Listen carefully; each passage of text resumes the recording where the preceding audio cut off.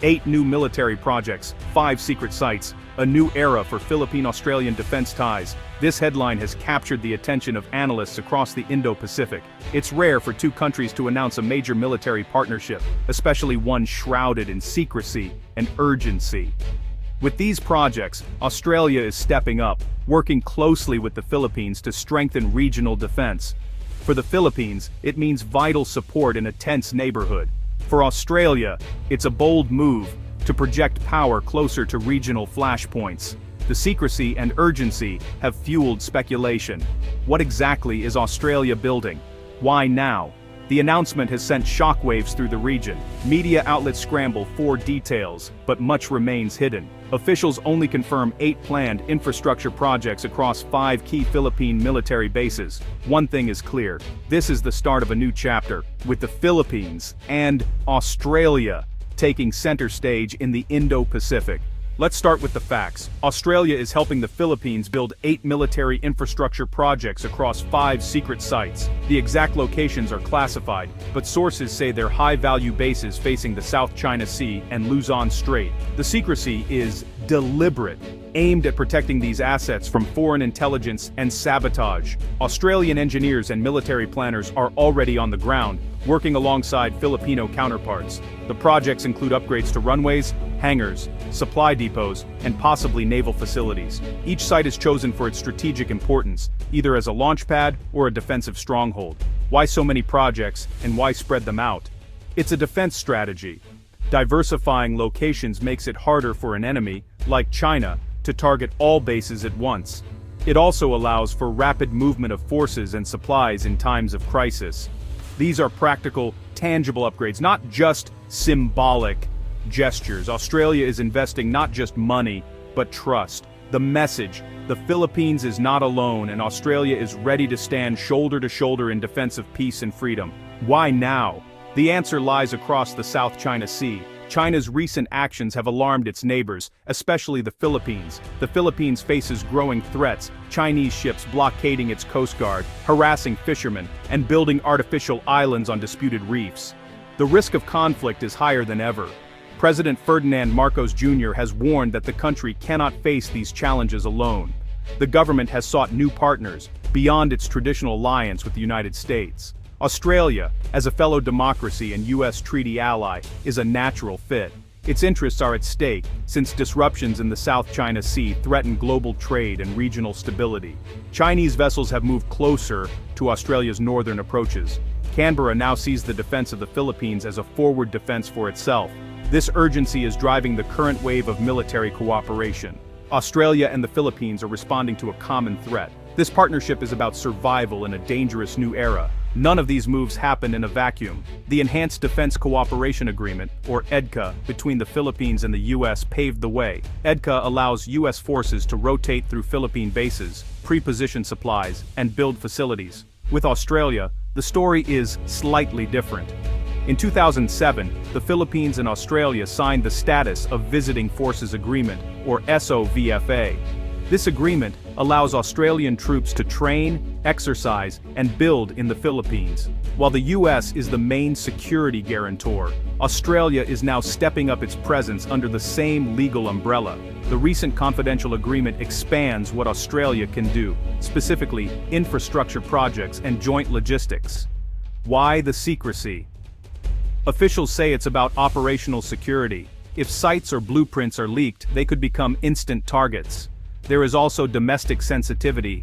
Both countries debate foreign military presence and sovereignty. What's new is how far and how fast both sides are now willing to go. So, what are these mysterious infrastructure projects? Based on joint exercises and official statements, we can make some educated guesses. First, airfields and runways are almost certainly being upgraded for rapid deployment of fighter jets, transport planes, and drones.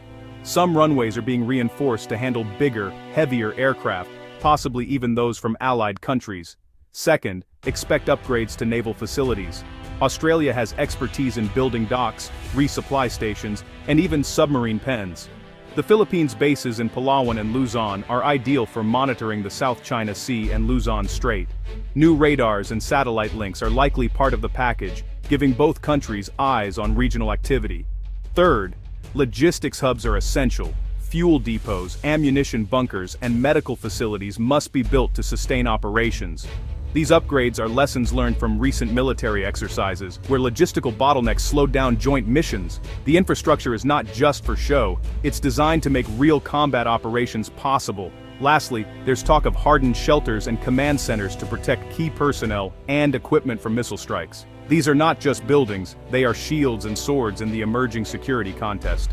Australia's defense approach differs from America's in both method and message. The US is seen as the big brother. Its presence is more visible, with large deployments and high-profile joint exercises. American bases, even under EDCA, spark political debates and protests. Australia, in contrast, acts more quietly. Its forces are often embedded within Filipino units, focusing on training and infrastructure support. The projects are less flashy, but more sustainable. Australia frames its partnership as helping a friend help itself, rather than dominating. This softer approach is often better received, especially among local communities and military officers who value independence. In the Philippines, trust in the US remains high, but many see Australia as a reliable second partner. In Australia, the move is debated as a bold but necessary step to support democracy and regional stability. Together, both countries give the Philippines a broader array of options and send a stronger message to any would-be aggressor. Experts see these projects as game changers. For the first time, two US allies are building joint infrastructure on Philippine soil. This could speed up the arrival of reinforcements in a crisis and complicate Chinese planning. Philippine military officials say they feel more confident with Australia in the mix. One general told us, "We know the US will come if there's a war, but Australia is here now, training our people and building our bases." The partnership is not just about hardware, but about building habits of cooperation. Some Southeast Asian countries quietly welcome the partnership, seeing it as a check on Chinese expansion. Others worry about an arms race and possible escalation. Chinese state media has condemned the projects, calling them a provocation. The consensus: these projects are risky but necessary. They make it harder for China to act with impunity. Not everyone is happy about these developments. In the Philippines, some lawmakers and activists have raised concerns about sovereignty. They warn that too much foreign military presence could turn the country into a target or an outpost. The government insists that all projects are under Philippine control, with joint decision-making at every level. In Australia, the debate is about defense spending and risk.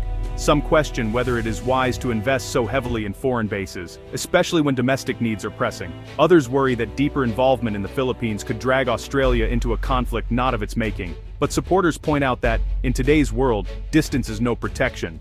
If China dominates the South China Sea, Australia's own freedom and prosperity are at risk. Both governments have been criticized for keeping too many details secret, but officials counter that secrecy is needed to protect lives and operations. These debates show that people on both sides are thinking hard about the costs and the stakes of security in a changing world. Despite controversies, the partnership is already changing the security equation. By spreading out new infrastructure, the Philippines and Australia are creating a deterrence network. This makes it much harder for China, or any other power, to attack or intimidate one country without facing a wider coalition. The projects send a clear signal: the Philippines is not alone. Any hostile action will trigger a rapid, coordinated response from multiple allies. This raises the cost of aggression, making it less likely that China will gamble with a military clash. Military planners call this distributed defense, building layers of protection, not putting all their eggs in one basket. Bases can support each other, share intelligence, and stage joint operations at short notice. The bottom line: these projects don't guarantee peace, but they make any war much harder and much riskier for would-be aggressors. The 8 secret military projects mark a turning point for the Philippines and Australia. They signal a new willingness to act together, openly and decisively, in the face of rising threats. For the Philippines, it means more options and stronger defenses. For Australia, it is a chance to shape the future of the region, not just react to events. This partnership could shift the balance of power in the Indo-Pacific. China's rise is no longer unopposed. The web of alliances, US, Australia, Japan, and others, now covers more ground, with deeper roots in Southeast Asia.